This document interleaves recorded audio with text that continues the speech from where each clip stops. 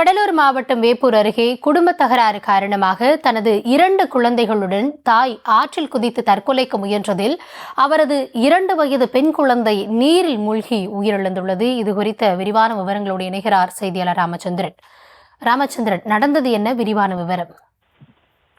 கௌதமி, வணக்கம். அதாவது கடலூர் மாவட்டம் வேப்பூர் அடுத்துள்ள மங்களூர் கிராமத்தில் வசித்து வருவர் பிரதாப் பிரீத்தி.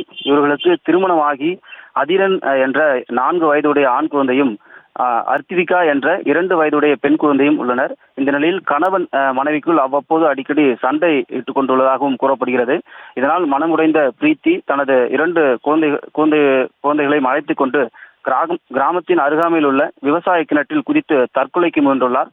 அப்போது அருகில் இருந்தவர்கள் கூச்சலிட்டு பிரீத்தி மற்றும் அதிரனை காப்பாற்றியுள்ளனர். அப்போது 2 வயதுடைய அந்த சிறுமி அர்த்திவிகா நீரில் மூழ்கி உயிரிழந்துள்ளார். இதையடுத்து வேப்பூர் தீயணைப்பு துறையினருக்கு தகவல் கொடுக்கப்பட்டு சிறுமியின் உடல் மீட்கப்பட்டு தற்போது பிரேத பரிசோதனைக்காக மங்களூரில் இருந்து அனுப்பி வைக்கப்பட்டுள்ளது. இது குறித்து சிறுப்பாக்கம் போலீசார் சம்பவம் குறித்து விசாரணை மேற்கொண்டு வருகின்றனர். கௌதமி, விவரங்களுக்கு நன்றி ராமச்சந்திரன்.